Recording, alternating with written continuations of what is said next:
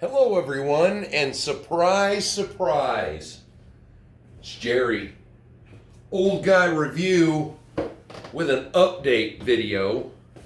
I am gonna do my normal, I'm gonna rant, I'm gonna babble, I'm gonna apologize, and I'm gonna try to get back on track now. Now,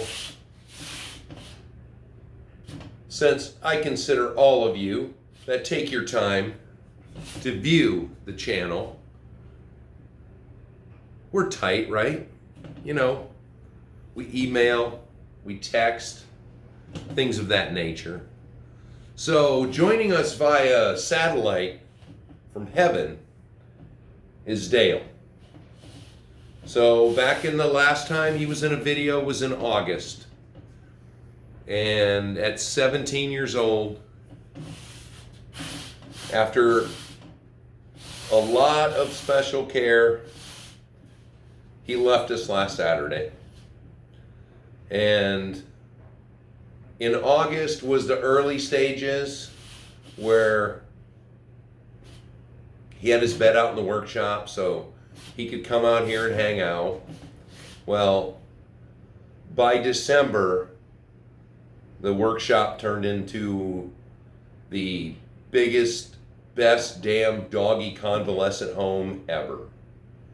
And there was enough room in my 2-car garage for my 4-wheeler. The rest was devoted to Dale, so he could be comfortable. You know, if he couldn't make it to go outside, he could, go potty in the workshop. Cement floor, no big issue. Had a nice little harness set up for him so I could keep him exercised, keep him walking around. He wasn't so steady on his feet. And last week, around Wednesday, he took a turn. And Miss Diane and I told him, he had a good run. And he could go rest. He could be with his sister, and he could be with Papa, my dad, who was not a big fan of dogs, but he loved Dale from the minute he met him. And Miss Diane and I, it was our first animal purchase together. So 17 years later, he is, everybody says it, that their dog is the greatest dog. But Dale proved it. Everybody who met Dale loved him. He never was trained like people train their dogs. He listened from the first minute. He was a crazy puppy. I won't deny you. But he did make me some nice tracks in our old house, where he ran and made nice trails for my RC buggies and whatever fast thing I had. But for the last couple months, all my off time has been devoted to Dale. And just to spend as much time with him as I could. And the channel suffered a bit. And actually, since the last video in December, I haven't made another video, and, big things were happening at work. I was covering, taking special, working too much basically, but I enjoyed my job so much. The girls decided, I don't know if it was because of their brothers, convalescence, so to speak. The girls started having issues with each other outside. So when I came home at night, I used to have to go outside and be the grown-up to supervise. So taking care of Dale, taking care of the girls, that just ate up an hour and a half to 2 hours every night of my evenings when I normally would have spent them making videos. But And it also, with Dale in the garage, it prevented me from building the inside obstacle, which outside right now, we're going to go outside for a special peek before this video's over to see as what's transpired in the fine state of Alaska the past few weeks. November has been January has been a write-off for me for anything outside. I tried to keep up. The storms, the snow, the day of pouring rain in the middle of a huge snowstorm, crazy. But now, when last I talked to you, at my job, I was number 3. And as of right now, I am now number 1. So I am now a store manager of a brand new store, which allows me to have 2 days off, and one of them is a Monday. So now I can spend my time with Miss Diane on Sundays and get back to doing some RCing, because I'm going to straight up tell you the truth. I haven't touched an RC car this whole month. If I'm not working and I wasn't spending time with the kids, I was trying to dig us out. And I have not even remotely got the backyard finished. So that is kind of all my excuses in a nutshell. But, you know, my old man's in a better place. He's running free. He's chasing RC cars. And he's hanging out with his papa. And that is what keeps my heart just full. And the other kids, hey, where's my crew at?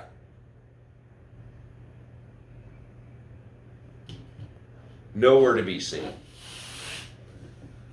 So, I want to tell you right now, I talked about a Christmas giveaway, and of course that got shot right to hell.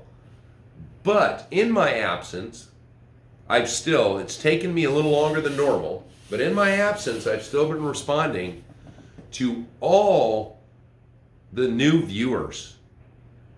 And oh dear Lord. First of all, again, a huge shout out to my regular cast of characters who were emailing, were texting. You know I let you guys down. And, you know, now I can just make up for it. I've already been in my head. I've got a bunch of wood to start building a 3-part obstacle, hopefully, so we can start doing some more challenges in the house. I still, Muskie, have not forgotten about the challenge with the portal trucks. And the TRX4 is still broken. I haven't pulled it apart yet, but now hopefully I can get back at it. The last video was the SCX6, which I'm going to say has had close to, as of last month, it's probably had close to 20 batteries through it. In cold weather, I've run it down to -1 right now, where I took it out before Snowmageddon, as we've called it here, hit. And I was hitting snowbanks, I was hitting ice chunks. So far, it's survived pretty well. And for a new offering from Axial, that's saying a lot. But what I want to do is, instead of a year in review and what I thought was great and what I thought was terrific, I was going to cover the vehicles that I purchased last year, where they sit now. Not really a long-term review, because they're not even a year old, or different ones. But the Charisma, the Brat, the Gen 8, technically I bought it at the beginning of last year, so the Gen 8, the Wendigo, not the Wendigo, that's the Marksman, Red Cat, MST, I've got the other MST, Portals, no Portals, and the Wendigo. So those, yes, those were last year's purchases. And we'll see, because as usual, you know, I don't care to go where the big names go. And it was about lower dollar vehicles last year, which, you know, everybody will say, oh, they're low dollar, so they're cheap. And that is not the case. The MST, that was a little up there for an MST kit, but the MST was terrific. And, you know, it's still motor on axle, but still one hell of a kit to build. The engineers that are building those kits for MST, phenomenal. The R&D that went into the kit is excellent. The plastics, excellent. Low dollar. The Marksman. Yes, we all know it has issues with the steering, but there's lots of tricks out there now. You know, little things. I don't feel as bad with an inexpensive rig if I have to do a little bit of tweaking to it. But when I have a $519 kit and there's pieces already broken in the box, that's when I have an issue with things.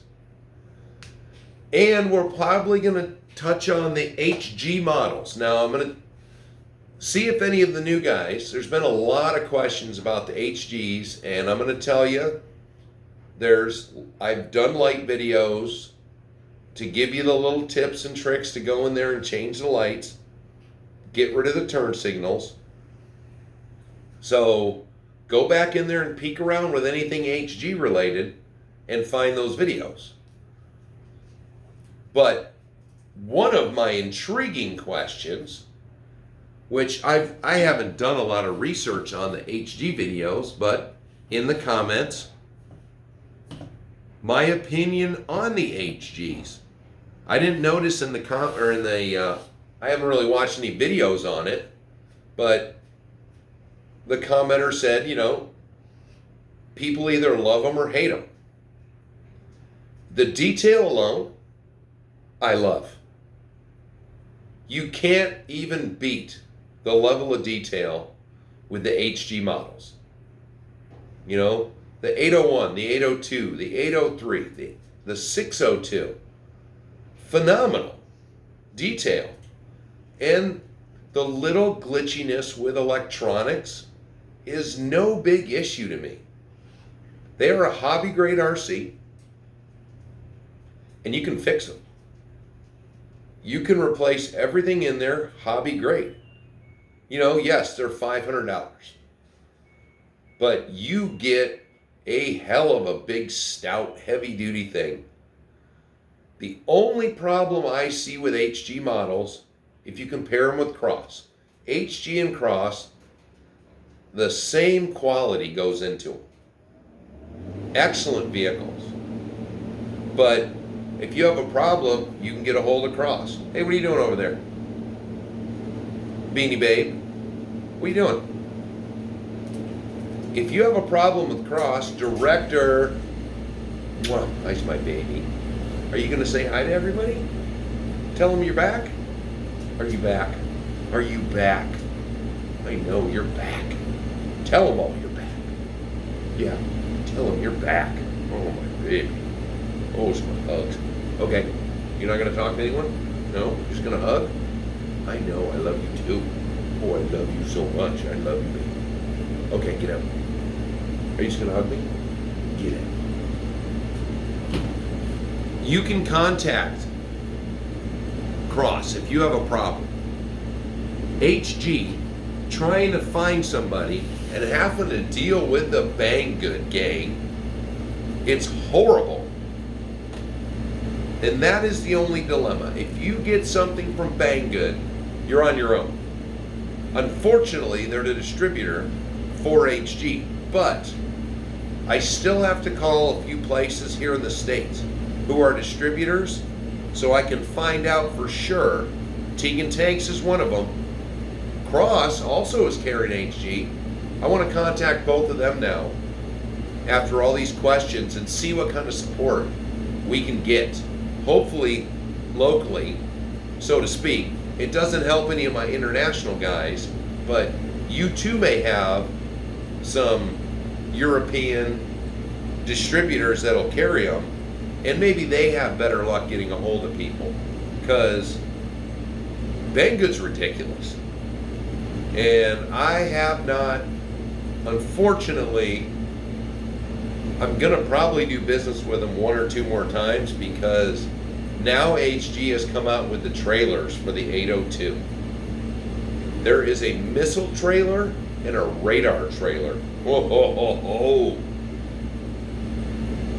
And you know, wink, wink, who put me onto those. So, that is my response to HG. I love the product HG, but I hate the support through Banggood. So if I find somebody else who can support me with my HG models, then I'm going to love them even more. But so far, I've not had any problems with them. I've got, people that have shifter issues and the steering linkage issue with the cables. And, I've dealt with RC four-wheel drive cable-driven vehicles, so that's not a huge thing for me. It just takes some learning. So if you haven't had them before, it just takes some tweaking. It takes some adjusting on your servos. You'll get that sucker working. And they come with extra steering cables with the kit. So as long as you didn't throw them away and they stretch out, you're going to be good to go.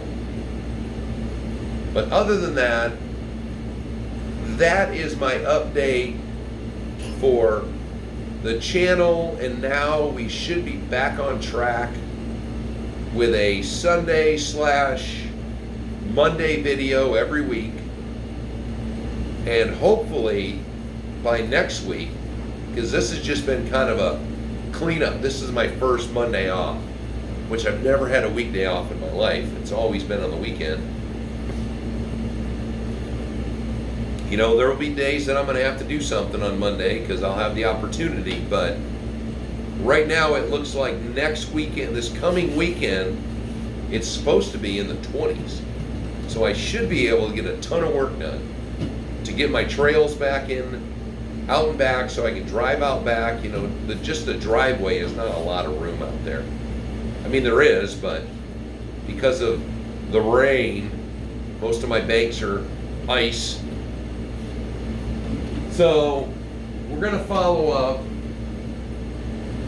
on some of the new stuff, maybe some updates on the old stuff, but it'll be nice for me to get back in the workshop. That's another thing. You just heard the heater just came on the first time. The way our weather's been, it's warmed up to dump a bunch of snow, and then the next day it's in the minus temperatures again.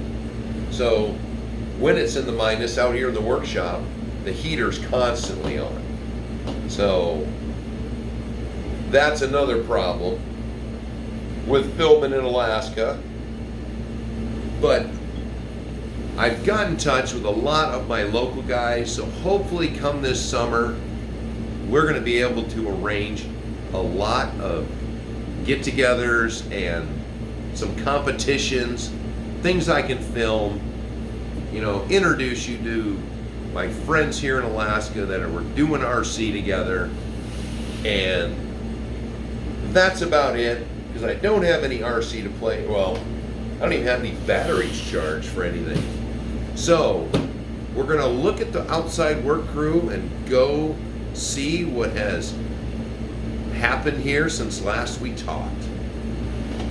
All right. Thanks again for stopping in. Let's flip right around to the work crew. The snow has been so bad, I've had to use that. That's my normal trail cutter, but I've had to use that so he can do his job, slacker. But let's go outside. Okay, and here we are with the crew. Now normally, that's a deck, but we can't even tell. There's a pre-cut trail there. Here's all my old trails. There is the snow we've gotten in just a few weeks.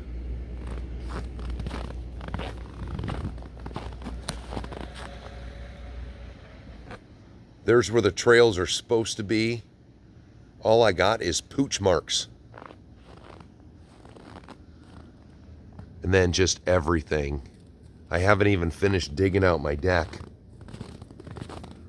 That pile is just snowfall. And that's about a 5-foot rail. Oh, and I guess there's my other shed. That's the side of it. Once again, it's about 5 feet tall. That's all that's showing. So a lot of work to do. And from Jerry and the lazy crew, talk to you later.